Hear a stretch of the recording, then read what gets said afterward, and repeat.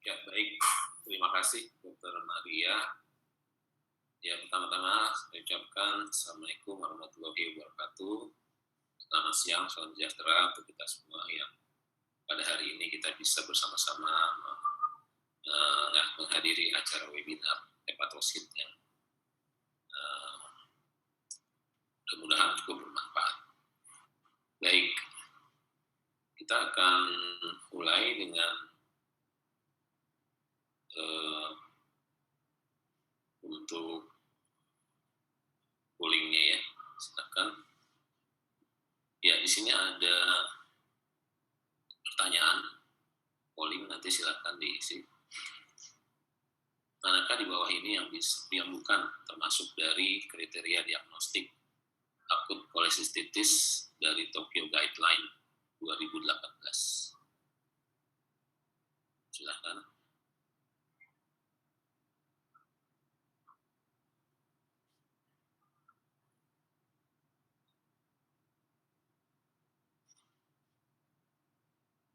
Baik, kita maju. Pertanyaan kedua, manakah dari di bawah ini merupakan trias dari kolesistitis? Manakah yang bukan ya? Manakah yang bukan dari bawah ini merupakan trias klinis kolesistitis?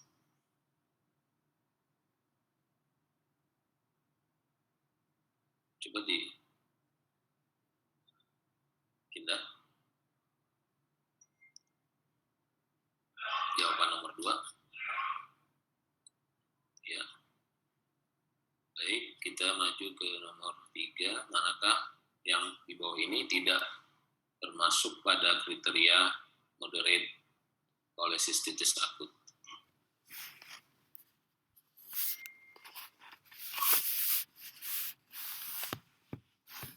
Baik. Dan yang terakhir, manakah dari bawah ini yang tidak termasuk dalam kriteria disfungsi organ dalam kolesistitis?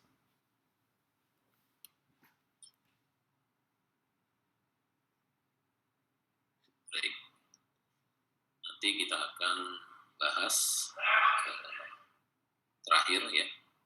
Kita akan masuk ke dalam topiknya terlebih dahulu.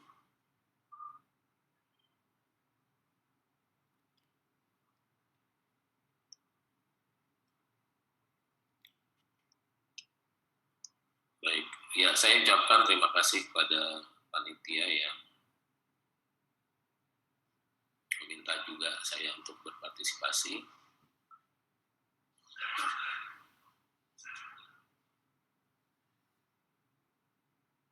Sudah bisa ditutup untuk pollingnya.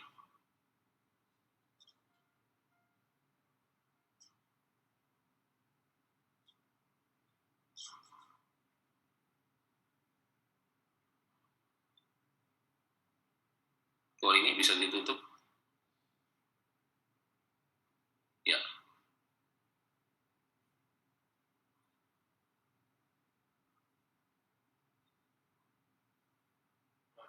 Baik.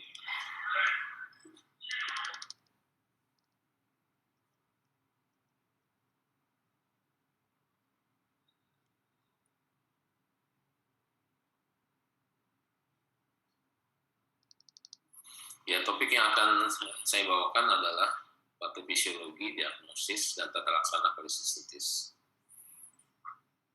Kita akan bahas definisinya. Secara definisi, kolesistitis adalah proses inflamasi pada kantung tubuh ya, ini berdasarkan Tokyo Guideline. Dan kriteria diagnostik untuk akut kolesistitis Tokyo Guideline 2018, yang pertama adalah tanda inflamasi lokal, itu terdiri dari Murphy sign, kemudian juga ada nyeri dari peta per kuadrat. Kemudian ada tanda inflamasi sistemik, yaitu adanya demam, kemudian peningkatan CRP, dan adanya peningkatan dari white blood count. Dan ditambah dengan temuan imaging dari kolesistitis akut. yang sesuai dengan karakteristik. Jadi kalau suspek itu adalah kalau ada satu tanda inflamasi lokal dan satu tanda inflamasi sistemik. Sementara kalau definite untuk kolesisis akut maka ada satu tanda lokal, satu tanda inflamasi sistemik, dan ada temuan khas dari imaging. Bagaimana prevalensi kolesistitis? Kalau kita lihat dari pasien-pasien yang datang dengan penyakit saluran biliar, maka 20% dari mereka itu adalah menderita kolesistitis akut. Sementara pada pasien yang datang dengan nyeri abdomen, 3-10%-nya disebabkan oleh kolesistitis akut. Jadi memang tidak terlalu banyak. Namun memang kita lihat pada wanita itu 3 kali lebih sering dibandingkan pada laki-laki dengan populasi yang kurang dari 50 tahun. Jadi memang wanita ternyata lebih banyak menderita kolesistitis akut. Untuk angka mortalitasnya sendiri, kalau kita perhatikan penelitian-penelitian ini dari berbagai negara juga tahun yang berbeda dan yang cukup lama, angkanya bervariasi. Kalau kita perhatikan mulai dari yang rendah, itu misalnya di Kanada itu angkanya 0,65 sampai yang tinggi, ada yang di Amerika. Tapi juga harus diperhatikan bahwa ada populasi atau kondisi di mana ternyata pada usia yang meningkat, maka itu akan meningkatkan juga mortalitas. Kemudian juga kalau dia yang akal pulus, yang bukan batu, itu juga lebih tinggi angka mortalitasnya. Atau yang post operatif, itu juga angkanya lebih tinggi. Jadi memang ada beberapa yang lebih tinggi pada kondisi khusus. Untuk faktor risiko kolesistitis, tadi sudah disampaikan bahwa yang paling besar adalah kolelithiasis, ada batu yang menyumbat. Bisa juga karena infeksi. Ini infeksi bisa karena askariasis ataupun pada pasien-pasien AIDS, itu juga merupakan faktor risiko. Dan obat-obatan, jangan lupa ada obat-obatan juga yang bisa menyebabkan atau sebagai faktor risiko. Misalnya adalah kontrasepsi, estrogen ataupun progesteron. Ini bisa menyebabkan memudahkan untuk terjadinya batu. Kemudian ada clofibrat, ceftriaxone ya, golongan antibiotik, dan ampicillin. Ada hipersensitivitas ya kalau untuk ampicillin ini, sehingga akan memudahkan terjadinya juga endapan pada kantung empedu. Penyebab yang tersering kita bisa lihat di sini adalah memang gallbladder stone.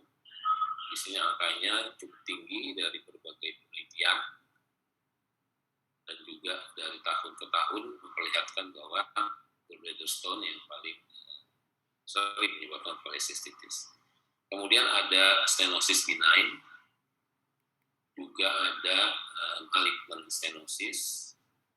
Kemudian yang lebih jarang lagi itu adalah sclerosing cholangitis ya, dan yang lainnya. Dan yang lainnya ini termasuk tadi batu, antibiotik, obat, itu memang termasuk yang jarang sebagai penyebab. Bagaimana patogenesis dari akut kolesistitis ini? Jadi kalau kita lihat diagram atau gambar di sini, maka penyebabnya adalah sumbatan dari cystic duct. Nah, ini terlihat adanya batu pada Hartmann pouch yang menyebabkan sumbatan aliran dari empedu.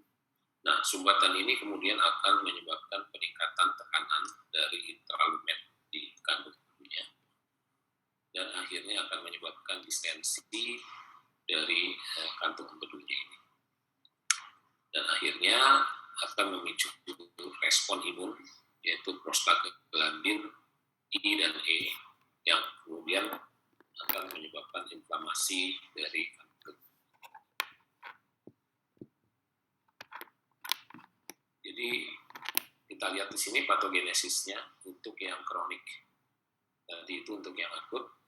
Nah, untuk yang kronik ini disebabkan karena adanya oklusi juga dari cystic duct-nya, atau adanya malfungsi dari mekanisme pengosongan empedu sehingga akhirnya terjadi obstruksi yang berulang kali dan dari aliran empedunya sehingga terjadi stasis dari empedu dan menyebabkan inflamasi yang kronik karena berulang kali dan udem pada dinding kandung empedu dan akhirnya menyebabkan fibrosis. Jadi terjadi fibrosis dari subepitel dan subserosal dan kemudian juga diikuti oleh infiltrasi dari sel nuklear. Bagaimana sampai terjadi ruptur pada kolesistitis? Nah, kondisi yang bisa menyebabkan ruptur adalah adanya inflamasi dan udem pada dinding kandung empedu yang terus-menerus dan akhirnya itu menyebabkan kondisi iskemik dan nekrosis dan ini akan mengakibatkan ruptur. Ruptur ini terjadi pada 2-11% pasien dengan akut kolesistitis. Secara patologi, kalau kita lihat dari PA-nya, maka itu akan diklasifikasi menjadi udem kolesistitis, udematus, itu pada tahap pertama, awal-awal 2-4 hari. Di situ akan ditemukan jaringan kandung empedu yang masih intak secara histologis dan adanya udem pada lapisan subserosal. Ikuti kemudian necrotizing kolesistitis pada tahap kedua pada 3-5 hari. Secara histologis terlihat adanya trombosis dan oklusi dan kemudian supuratif kolesistitis adanya ditemukan abses dan juga adanya active repair proses dan kemudian pada kronik kolesistitis itu adanya atrofi dan fibrosis dari dinding kantung empedunya. Kita kenal klasifikasi berdasarkan etiologi, yaitu secara garis besar adalah calculus kolesistitis atau karena ada batu, dan yang acalculus tidak ditemukan batu, tapi ada peradangan dari kolesistitis.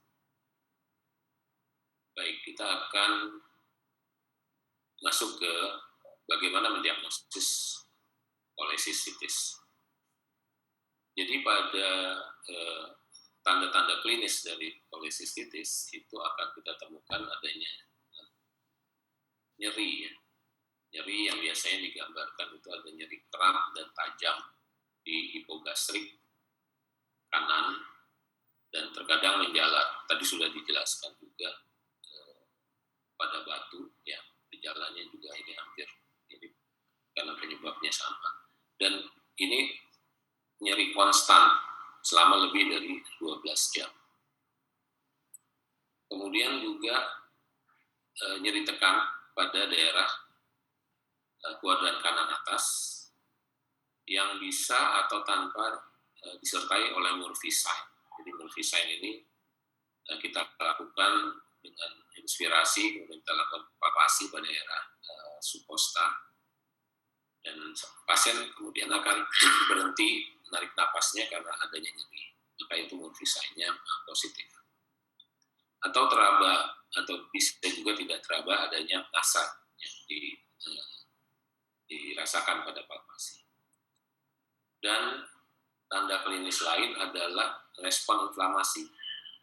Nah, ini respon inflamasi akan didapatkan demam, kemudian peningkatan dari leukosit dan CRP, dan kemudian juga dari laju undap darah ya yang akan meningkat.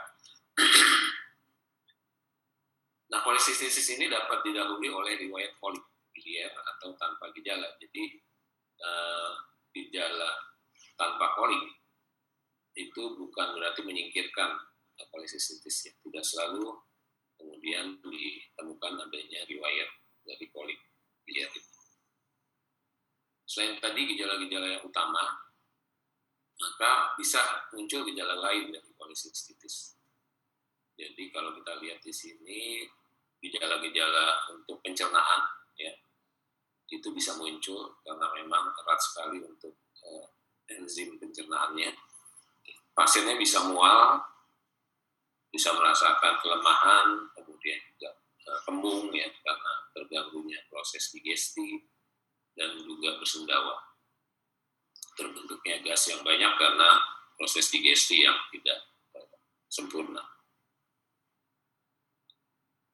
Untuk kolesistitis akut, maka kita penting melakukan grading. Jadi di sini ada bagi menjadi grade 1 atau yang ringan, kolesistitis akut. Kemudian grade 2 yang moderate, dan yang grade 3. Nah, ini pembagian ini berdasarkan Tokyo Guideline.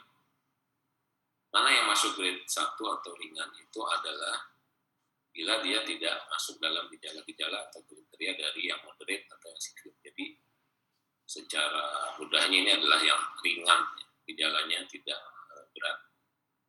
Dan kalau kita lihat pada yang grade 2, maka itu sudah ada leukositosis lebih dari 18.000, kemudian adanya benjolan yang teraba, nyeri pada kuadrat kanan atas, kemudian durasinya itu sudah lebih dari 72 jam, dan adanya inflamasi lokal yang signifikan. Jadi untuk yang moderate. Sementara yang grade 1 yang tadi tidak ditemukan tanda-tanda ini. Untuk yang sudah severe, maka akan ada ditemukan tanda-tanda disfungsi organ. Jadi berbagai organ itu sudah akan terlihat. Misalnya dari jantung itu akan terjadi potensi yang membutuhkan vasopresor, dopamin yang lebih dari 5 mikrogram per kilogram, atau pemberian norepinefrin. Itu sudah terjadi severe dari polisistis, atau gangguan neurologis, adanya penurunan kesadaran, kemudian juga gangguan respiratori. Ini adalah fraksi PaO2 dan FiO2 itu rasionya sudah di bawah 300. Ada gangguan ginjal, ditemukan oliguri, kreatininnya yang di atas 2, dan gangguan hepatik, di mana PT-INR-nya lebih dari 1,5, dan hematologi. Hitung dari trombositnya sudah di bawah 100. Nah, ini adalah pembagian atau grading dari kolesistitis akut. Untuk pemeriksaan laboratoriumnya yang bisa kita lakukan adalah biasanya ditemukan itu normal. Ya. Jadi ternyata untuk tadi peningkatan dari leukosit sendiri itu hanya ditemukan pada 51 sampai 53% saja. Jadi tidak 100%. Dan untuk yang lain pemeriksaan-pemeriksaan untuk melihat ada atau tidak disfungsi dari organ tadi, untuk menentukan gradingnya tadi, organ-organ lain. Pada yang severe, kolesistitis akut yang berat, itu bisa ditemukan kuning, jaundice yang ringan, yang kadarnya di bawah 3,5 mg per desiliter. Nah, kalau yang kita temukan dengan konsentrasi yang di atas 3,5 mg per desiliter, maka kita harus curiga bahwa ada sesuatu yang lain. Apakah ada suatu koledopolitiasis, yang ada batu yang menyumbat juga dalam CBD-nya, atau Miri sindrom yang adanya batu yang kemudian batu dan inflamasi yang dekat posisinya dengan CBD yang akhirnya menekan CBD sehingga akan terjadi obstruksi. Nah, ini yang memungkinkan kalau bilirubinnya bisa di atas 3,5. Nah, ini Miri sindrom tadi sudah juga disinggung oleh Dr. Saud. Ini akibat obstruksi pada saluran hepatik duct ataupun pada CBD oleh karena ada batu yang menyumbat pada ductus cysticus atau Hartmann pouch di kantung empedu yang karena posisinya itu berdekatan dan batunya besar, maka dia akan terjadi sumbatan pada ductus hepatikus, sehingga juga akan bisa menyebabkan inflamasi dan akhirnya juga bisa terjadi kolangitis berulang. Pemeriksaan radiologis yang bisa dilakukan untuk kolesistitis adalah yang penting itu adalah ultrasonografi. Dan ini paling mudah, paling sering dipakai karena bisa bedside. Ya. Tapi harus dipahami bahwa limitasi juga ada, yaitu pasien bila obesitas, kemudian juga gas yang banyak di dalam usus itu akan mengganggu, dan juga operator Jadi sangat skill operator ini sangat berperan juga dalam melihat kondisi dari gallbladder terinfeksi tersebut. Ini kita lihat bagaimana gambaran USG yang bisa terlihat ya pada kasus-kasus ini yang normal, maka kita bisa lihat dindingnya baik, kemudian lukanya bersih ya, tidak ditemukan batu. Ini adalah gambaran normal pada yang A. Kemudian pada yang B maka kita bisa dapatkan adanya multiple batu ya, gambaran hiperechoic yang juga ada acoustic shadow-nya. Jadi ini memang merupakan suatu karakteristik dari batu. Kalau kita lihat dindingnya juga sudah mulai menebal. Dan yang bawah ini yang C ini adalah sudah jelas di situ ada penebalan dari dinding. Kemudian juga ada udem dari dinding yang kita lihat layer yang berwarna lebih hipoechoic dan ditemukan adanya batu yang menyumbat di bagian distal dari kantung empedunya. Nah ini adalah gambaran yang bisa didapatkan pada USG. Jadi sebetulnya dengan USG akan sangat jelas terlihat ya. Kalau tidak terhalang oleh gas-gas dan usus, maka kita bisa jelas sekali melihat gambaran batu pada kantung empedu.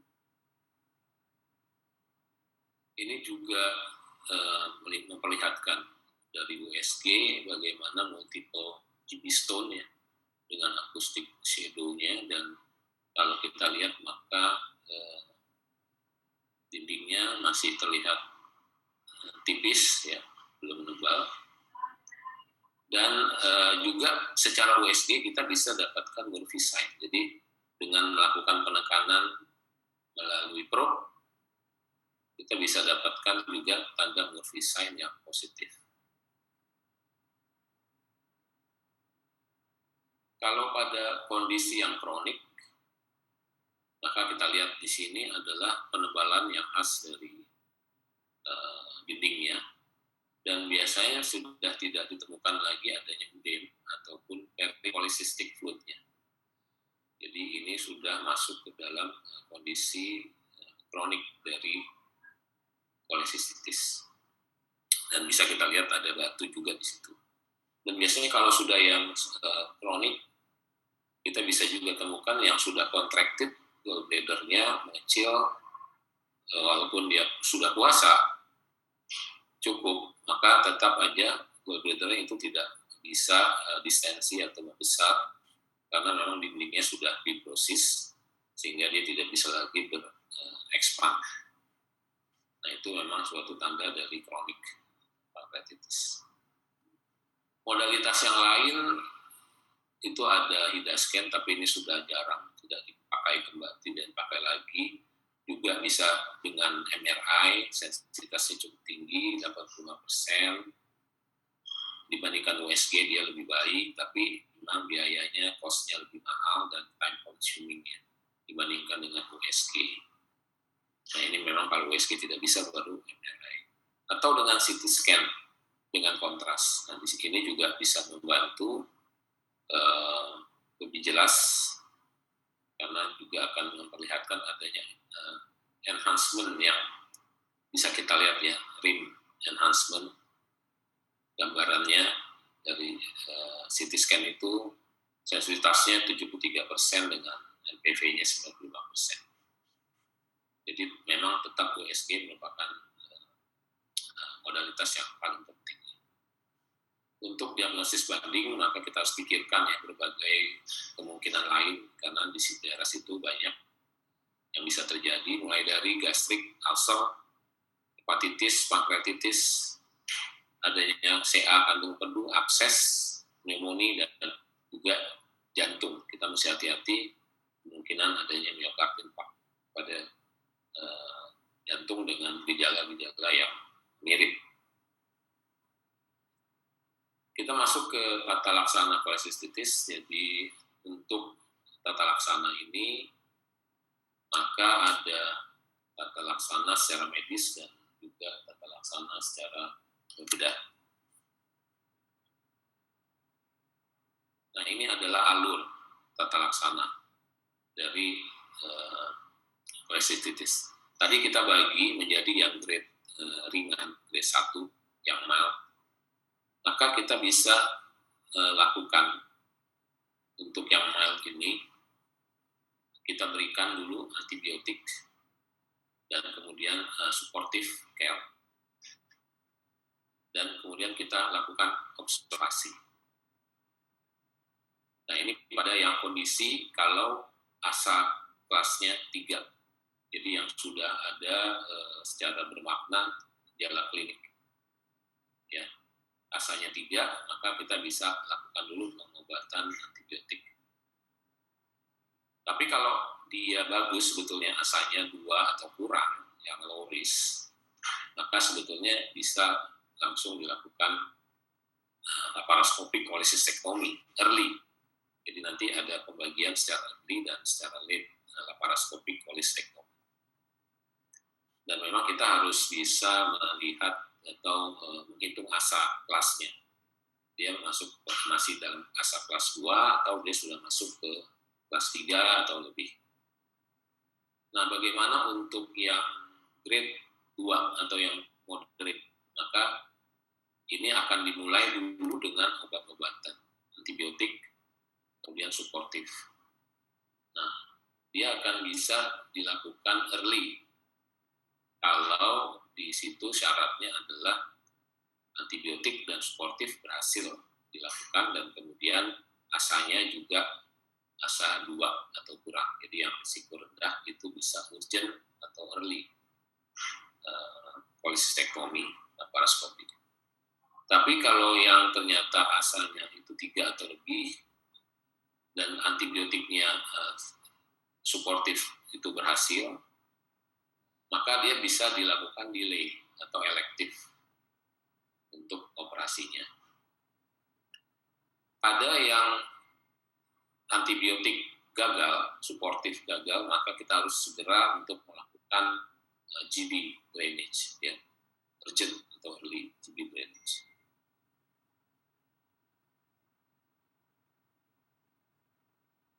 Ya, ini adalah tadi pada yang 2, nah ini yang 3. Pada yang 3 ini kondisinya sudah berat ya. Jadi harus dilihat ada nggak negatif predictive factor yang lain. Ya.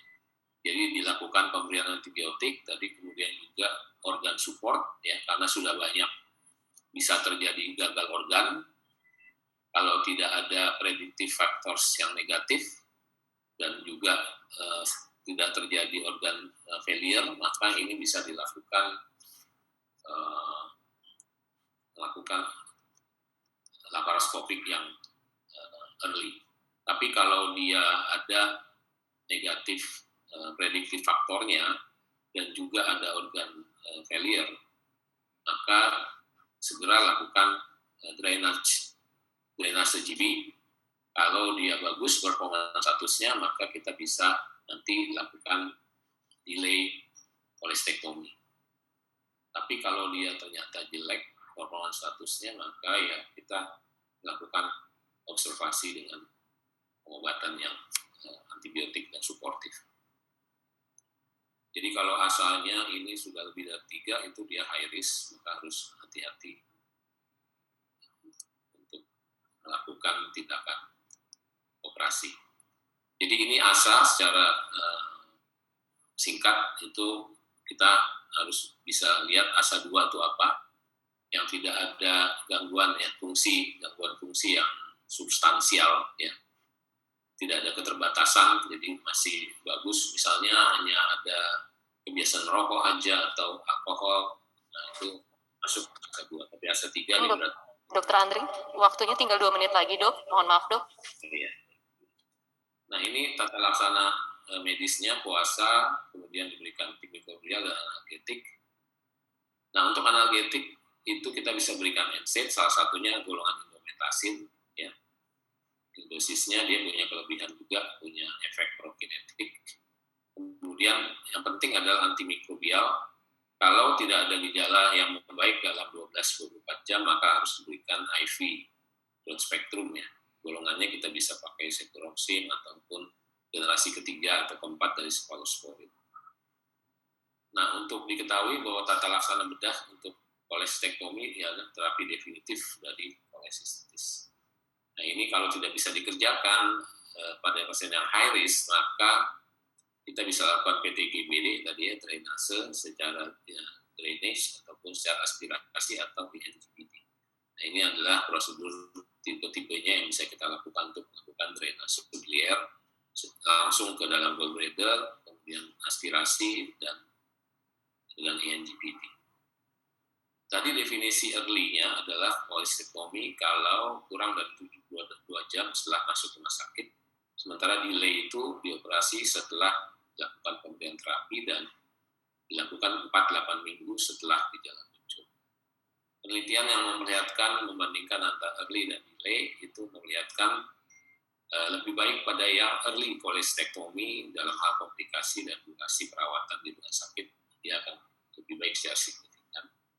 Dan untuk perbedaan antara laparoskopik dan open, maka yang menjadi gold standard adalah kolestektomi secara laparoskopik.